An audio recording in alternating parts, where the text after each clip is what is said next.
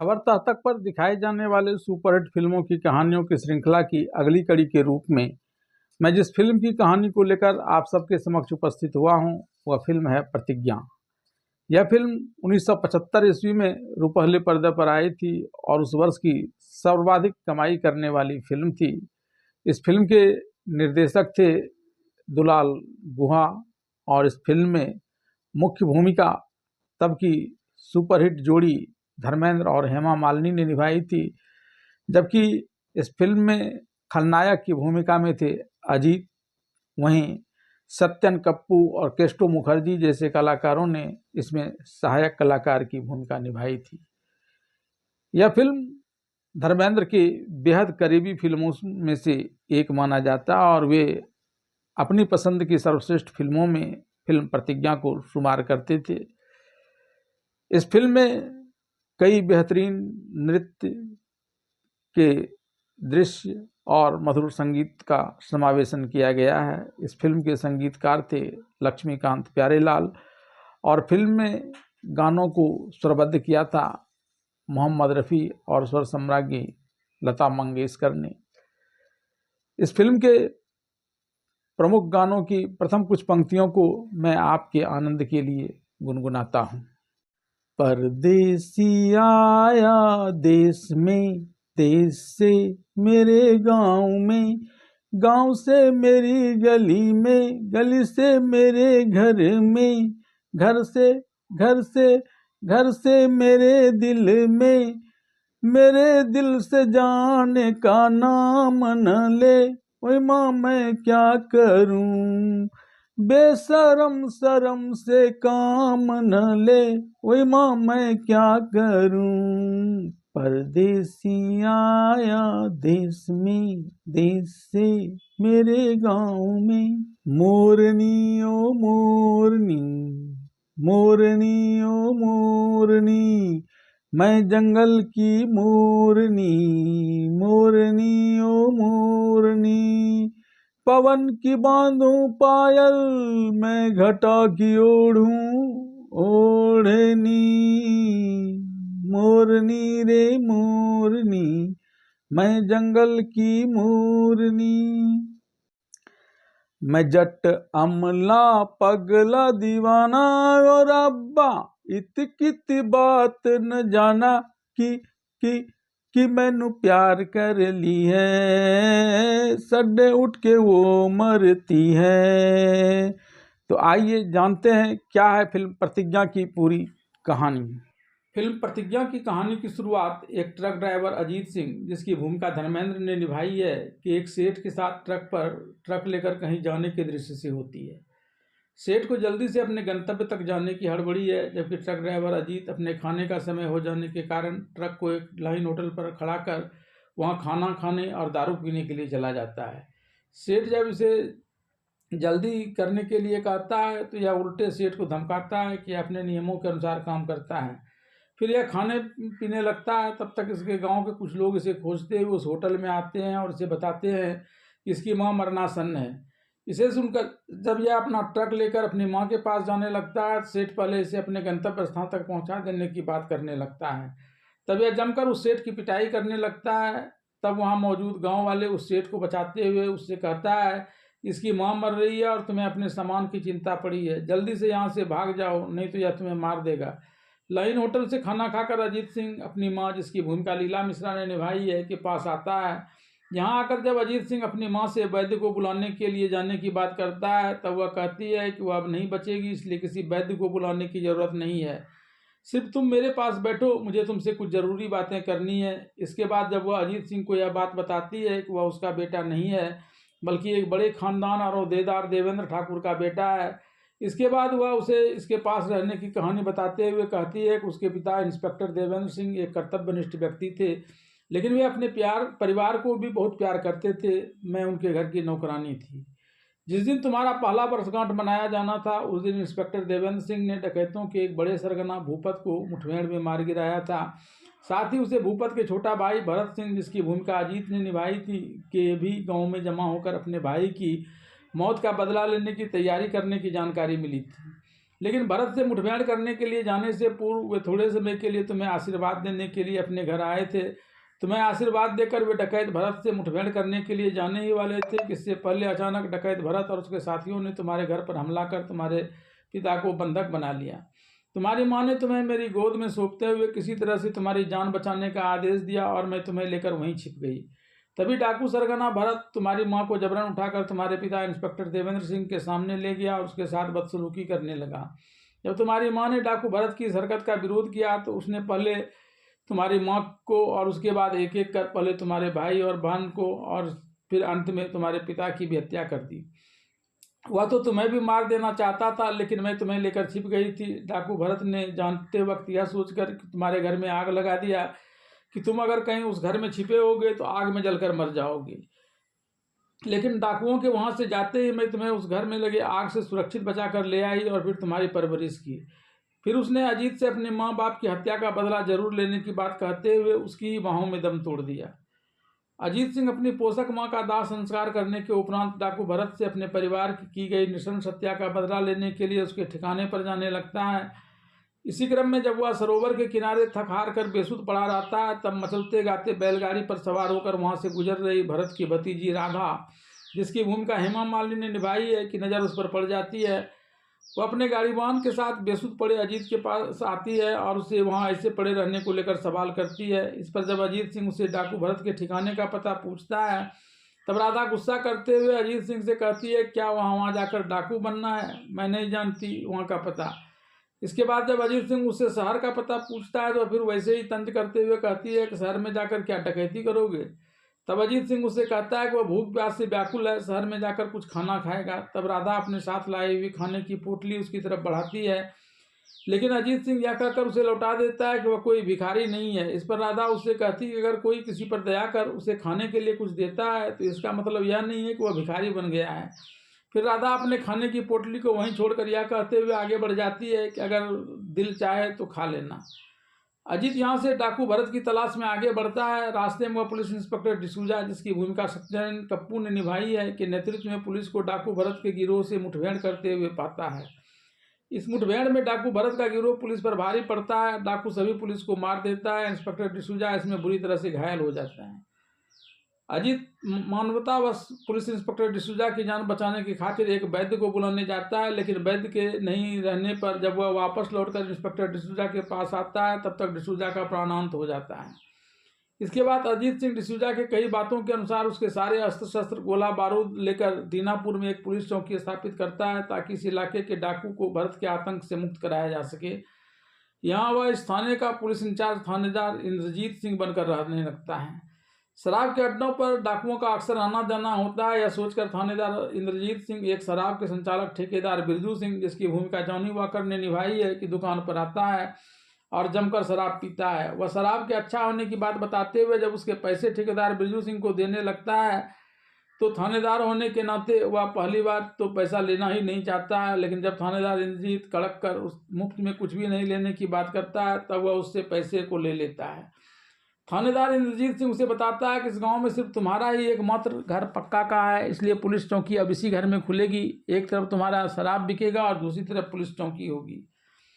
इसके बाद जब एक दिन थानेदार इंद्रजीत सिंह ठेकेदार बिरजू सिंह के शराब की दुकान में आकर शराब पीकर बेसुध हो जाता है, तब वह अपने नौकर को डाकू कान्हा भरत को यह सूचना देने के लिए भेजता है कि इस समय थानेदार इंद्रजीत दारू पीकर उसके ठीके पर पड़ा है, वह आकर इसे अपने कब्जे में ले ले।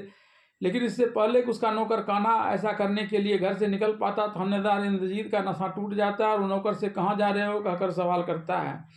तब तक ठेकेदार बिरजू वहां आ जाता है और बात को संभालते हुए नौकर कान्हा के उसके लिए बाहर से रोटी लाने के लिए भेजने की बात करता है।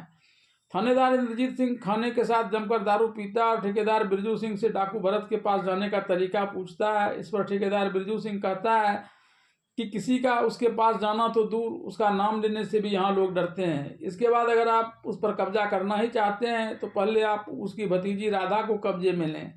यह उसकी सगी होने के बावजूद उसे पसंद नहीं करती है और बदला लेना चाहती है। इस पर थानेदार इंद्रजीत जैसे ही कहता है कि राधा पर कब्जा तो वह चंद मिनट में ही कर लेगा और सारे बाजार में उसे नचाएगा।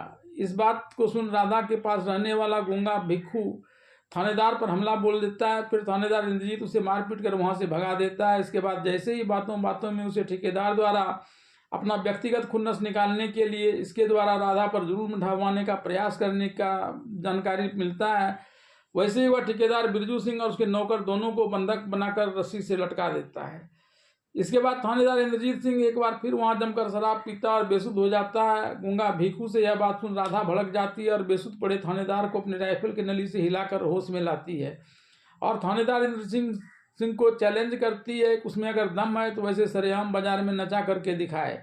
तब थानेदार इंद्रजीत सिंह उसे ठेकेदार बिरजू सिंह के द्वारा भड़का दिए जाने की बात कहता है। साथ ही उसे यह भी बताता है कि दरअसल यह डाकू भरत और पर नकेल कसने के लिए यहाँ आया है। यह बात सुन राधा उससे प्रभावित हो जाती है और कहती है कि वो बचपन से ही गूंगा नहीं था। डाकू भरत के विरुद्ध थाने में शिकायत करने के कारण डाकू भरत द्वारा उसकी जीभ काट लिए जाने के कारण यह गूंगा हो गया है। इसके बाद राधा इंद्रजीत से कहती है कि आपके सारे पुलिस तो डाकू भरत के साथ मुठभेड़ में मारे गए, ऐसे में आप अकेले कैसे डाकू भरत के गिरोह से पंगा लेंगे।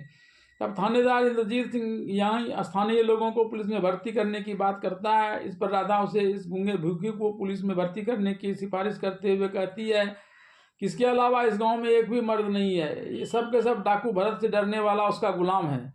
थानेदार इंद्रजीत सिंह उसे गूंगे भूखे को पुलिस बना लेता है और उसे हथियारों का जखेरा दिखाते हुए इस बात को गुप्त रखने की बात करता है। फिर वह बिना किसी को बताए उस गूंगे भीखू के साथ मिलकर सारे अस्त्र शस्त्र और गोला बारूद को लाकर ठेकेदार बिरजू सिंह के घर में रखकर वहां पुलिस चौकी खोल लेता है। दूसरी तरफ डाकू भरत के कहने पर राधा का भाई जो डाकू भरत के लिए काम करता है इसके पास आता है और गांव में पुलिस चौकी स्थापित करने को लेकर सवाल करता है।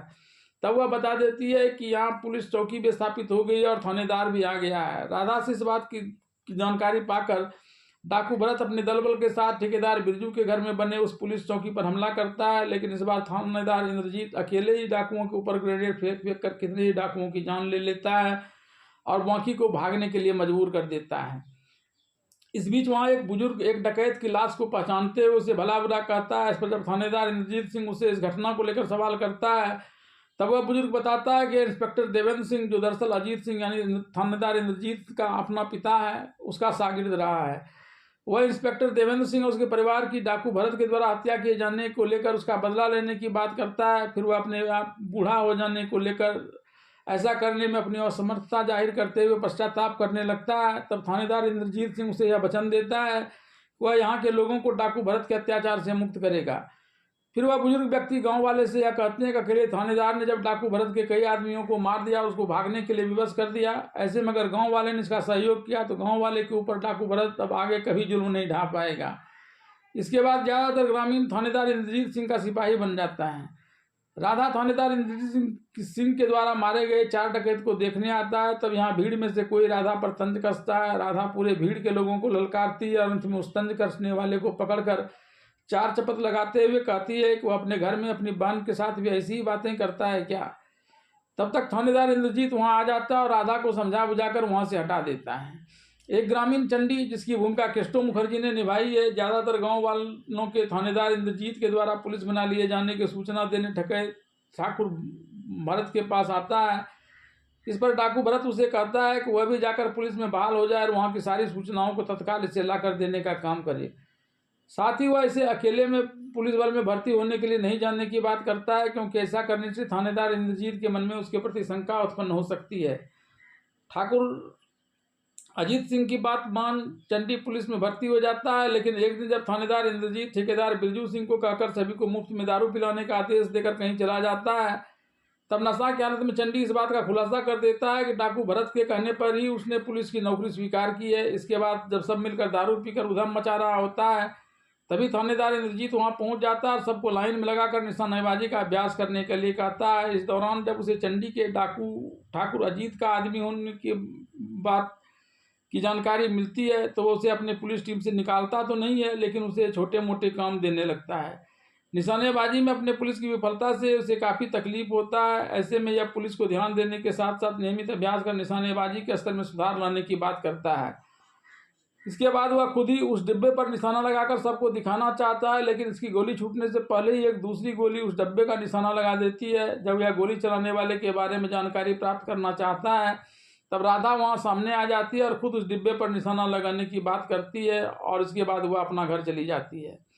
एक दिन थानेदार इंद्रजीत सिंह गांव के भवानी मंदिर में जाकर मां भवानी से प्रार्थना करता है कि मेरी मां कहती थी कि राम ने भी आपसे आशीर्वाद लेकर रावण को मारा था, इसलिए मैं भी आपका आशीर्वाद लेने आया हूं ताकि डाकुओं को मार सकूं। तब तक मंदिर का पुजारी निकलकर सामने आता है और उसकी मनोकामना को पूर्ण होने की बात करता है। तभी डाकिया एक तार लाकर उसे देता है। यह तार इसके अनपढ़ होने का पोल खोल सकता है, इसलिए वह जल्दी से वहां से चला आता है। फिर कान्हा से गांव में कौन कौन अंग्रेजी जानता है इसे लेकर सवाल करता है। कान्हा पहले पुजारी का नाम लेता है, लेकिन वह पुजारी के यहाँ नहीं जाना चाहता क्योंकि वह इस तार के बारे में जानता है और वहाँ इसकी पोल खुल सकती है। फिर कान्हा उसे राधा का नाम बताता है। राधा के अंग्रेजी जानने की बात सुन वह राधा के घर आता है। राधा खुशी खुशी इससे मिलना चाहती है। यह कभी गाड़ी को आगे बढ़ाता है और कभी पीछे ले जाता है। अंत में यह इस निश्चय के साथ अपनी गाड़ी को राधा के पास ले आता है, किसी न किसी बहाने तो वह उससे अंग्रेजी में लिखा यह तार पढ़वा ही लेगा। फिर वह राधा से उसके अंग्रेजी जानने को लेकर सवाल करता है। इस दौरान उससे तार को पढ़वाकर उसका आशय भी जान लेता है कि पुलिस महकमा यह जानना चाहता है उसने डाकुओं को मारकर डाकुओं के सब के साथ क्या किया। साथ ही यह भी बताता है कि इंस्पेक्टर अभिजीत वहां जाकर इन सारे घटनाओं का एक रिपोर्ट तैयार करेंगे। पुलिस विभाग यहाँ डिसूजा को ही अभी भी थानेदार समझ रहा है। राधा के पास से वापस थाना आकर थानेदार इंद्रजीत एक योजना बनाता है और खुद इंस्पेक्टर अभिजीत को लाने के लिए अपनी गाड़ी लेकर चला जाता है। यहाँ वह थानेदार नहीं बल्कि पुलिस का ड्राइवर बनकर आता है। इंस्पेक्टर अभिजीत उसके साथ आने लगता है। जब यह बातों में डिसूजा के भवानी मंदिर जाने की बात करता है तब इंस्पेक्टर अभिजीत को दाल में कुछ काला नजर आने लगता है और वह गाड़ी से उतरकर इसकी तरफ पिस्तौल तान इसे गिरफ्तार करने के लिए जैसे ही अपनी पिस्तौल से निशाना लगाना चाहता है तभी यह अपना LMG उस पर तान देता है और उससे अपना रिवॉल्वर फेंकने के लिए कहता है। फिर यह अभिजीत को दूसरी दिशा में मुंह करके खड़ा होने के लिए कहता है और उसके रिवॉल्वर को अपने कब्जे में ले लेता है। इसके बाद वह गाड़ी के टायर में उसके रिवॉल्वर से फायर कर उसे पंचर कर देता है और उसे उसके ही रिवॉल्वर से डराकर अपने थाना में लाकर एक कमरे में बंद कर देता है और गांव के पुलिस बने हुए लोगों को बताता है कि यह एक बड़ा अधिकारी है, लेकिन डाकू के साथ लड़ाई में इसका बेटा मारा गया, तब से यह पागल हो गया है, इसलिए कोई भी इसके पास नहीं जाए चाहे कितना ही क्यों ना बुलाए। चंडी जिसे डाकू भरत ने पुलिस में इसलिए बहाल करवाया था ताकि वह उसके भेदिया के रूप में पुलिस की गुप्त सूचना उसे दे सके और पुलिस को उसकी जाल में फंसवा सके। लेकिन इसके विपरीत चंडी यहाँ आने के बाद थानेदार इंद्रजीत से प्रभावित होता है और पुलिस की जगह उल्टे डाकू अजीत भरत का ही खुफियागिरी करने लगता है। इसी क्रम में एक बार वह पुलिस को एक सुरक्षित स्थान पर छिपने के लिए कहकर डाकू भरत को अपना थाना पर हमला करने के लिए उकसाता है और चंडी से रास्ते में किसी भी प्रकार का खतरा नहीं होने का संदेश मिलने के बाद डाकू भरत अपने गिरोह के साथ जब थाना पर हमला करने के लिए जा रहा होता है तब बीच के सकरे पुल के पास थानेदार इंद्रजीत 2-4 ग्रेनेड फेंककर डाकुओं में हड़कंप मचा देता है और 4 डाकू को जिंदा पकड़कर अन्य पुलिस के साथ नाचते गाते हुए थाना पहुंचता है। थाना के कमरे में बंद इंस्पेक्टर अभिजीत जब थानेदार इंद्रजीत को इस प्रकार खुशियां मनाते थाना आते हुए देखता है तो उसके बारे में जानने की इच्छा प्रकट करता है। तब थानेदार इंद्रजीत उसे बताता है कि अपने साथ नहीं दिया, इसके बावजूद मैंने आज 4 डाकुओं को जिंदा पकड़ने में सफलता प्राप्त की है। धीरे धीरे मैं एक एक कर सारे डाकुओं को यहाँ से सफाया कर दूंगा। तब इंस्पेक्टर अभिजीत भी सब कुछ जानने के बावजूद थानेदार इंद्रजीत की मदद करने की बात करता है और पुलिस को प्रशिक्षित करने लगता है। डाकू भरत इस घटना के लिए चंडी को जिम्मेदार मानता है और उसे वैसे ही छलकर निपटा देने की योजना बनाता है। इसके तहत वह अपने डाकू को भेजकर राधा की सहेली बसंती के पिता को बसंती की शादी चंडी संग करने का फरमान सुना देता है। बसंती का पिता बसंती की शादी कहीं अन्यत्र करने की बात करता है। तब डाकू उसे इस बात को नहीं मानने पर उसका परिणाम भुगतने की बात कहकर वहां से चला आता है। तब डर से वह थाना पहुंचता है और पुलिस बने चंडी को बसंती के साथ शादी करने के लिए कहता है। इस पर जब चंडी उसे बहान मानते हुए उसे शादी नहीं करने की बात करता है तो उसे यह कहकर पीटने लगता है कि बसंती की शादी तुम्हारे साथ नहीं होने पर डाकू इसे और बसंती दोनों को मार देंगे। तब वहां मौजूद इंस्पेक्टर अभिजीत उसे भरोसा देता है कि थानेदार इंद्रजीत अन्य पुलिस के साथ बसंती के घर आ जाता है और इधर डाकू चंडी को थाना में अकेला पाकर उसकी जान ले लेता है। चंडी की मौत की खबर मिलते ही थानेदार इंद्रजीत काफी पश्चाताप करने लगता है। तब इंस्पेक्टर अभिजीत उसे भी ऐसी योजना बनाकर डाकू भरत और उसके गिरोह से निपटने की बात बताता है। चंडी की जान लेने के बाद डाकू भरत अपने एक डाकू रघु को भेजकर राधा की सहेली बसंती को उठाकर अपने अड्डे पर मंगा लेता है। यह देख राधा भी उसके पीछे चली आती है और अपने चाचा डाकू भरत से अपनी सहेली को छोड़ देने के लिए कहती है, लेकिन उसका चाचा उल्टे उसे भी अपने गुंडों से कहकर उसी अंधेरे कोठरी में बंद करवा देता है जहां बसंती को कैद किया गया है। इस बात की जानकारी जब थानेदार इंद्रजीत को लगती है तब वह राधा और बसंती को छुड़ाने के उद्देश्य से वेश बदलकर डाकू भरत के पास आता है और उसे एक फोटो जिसमें पुलिस की तरफ से उसे पकड़ने वालों के लिए इनाम की घोषणा है दिखाते हुए उससे कहता है कि पुलिस मेरे पीछे पड़ी हुई है। इस पर जब डाकू भरत उसे उसका जुर्म पूछता है तो वह बताता है कि उसने 4 पुलिस वालों की हत्या कर दी थी। तब तक उसके मुखबिर उसे सूचना देता है कि पुलिस चारों तरफ से उसके अड्डे को घेरते हुए चली आ रही है। तब डाकू भरत छद्मवेश में मौजूद थानेदार इंद्रजीत को वहीं रुकने की बात करते हुए वहां से निकलकर पुलिस से मुठभेड़ करने के लिए जाने लगता है। तब उसका सहयोगी रघु सुरक्षा कारणों से यहीं रुक जाने की बात करता है। डाकू भरत के वहां से पुलिस के संग मुठभेड़ करने के लिए जाते ही रघु छद्मवेश में मौजूद थानेदार इंद्रजीत से एक सीढ़ी मंगवाता है और उसके सहारे राधा और उसकी सहेली बसंती के पास चला आता है।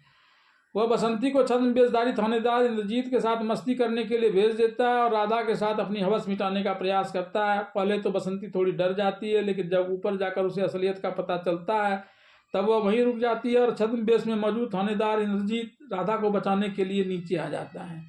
यहाँ रघु राधा से जबरदस्ती कर रहा होता है। तब छद्मवेश में थानेदार इंद्रजीत वहाँ पहुँच जाता है। उसे देखकर राधा जैसे उसका मुँह उखाड़ने का प्रयास करती है कि उसका मुँह अलग हो जाता है और वह उसे पहचान लेती है। इसके बाद दोनों मिलकर रघु को वहीं मारकर ढेर कर देते हैं।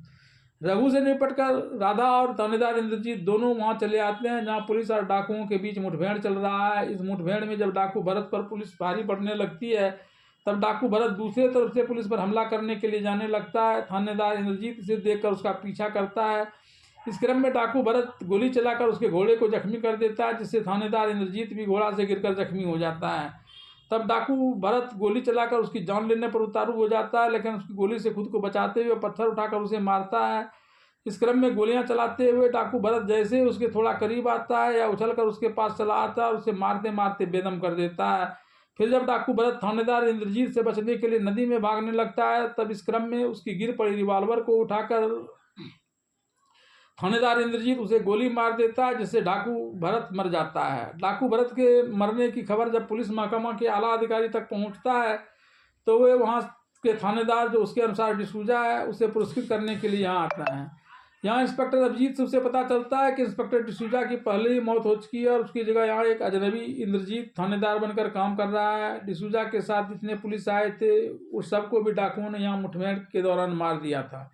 तब थानेदार इंद्रजीत ने यहाँ पुलिस चौकी स्थापित कर ग्रामीणों को पुलिस में बहाल कर लिया है। यह सुनकर अधिकारी इसे इलीगल मानता है, लेकिन जब इंस्पेक्टर अभिजीत कहता है कि भले ही यह इलीगल है लेकिन इसने ही डाकू भरत और उसके गिरोह का सफाया किया है, तब वह पदाधिकारी इंस्पेक्टर अभिजीत से थानेदार इंद्रजीत को उसके समक्ष प्रस्तुत करने के लिए कहता है।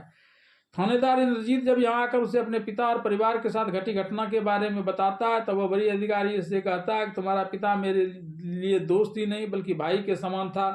फिर वह डाकू भरत और उसके गिरोह की सफाई करने के लिए इसे बधाई देते हुए अपने अधिकार का प्रयोग करते हुए न सिर्फ उसे उस थाना का थानेदार नियुक्त कर देता है बल्कि राधा को वहां बुलाकर इसके साथ इसकी सगाई भी कर देता है। इस दृश्य के साथ ही फिल्म प्रतिज्ञा की कहानी यहीं खत्म हो जाती है।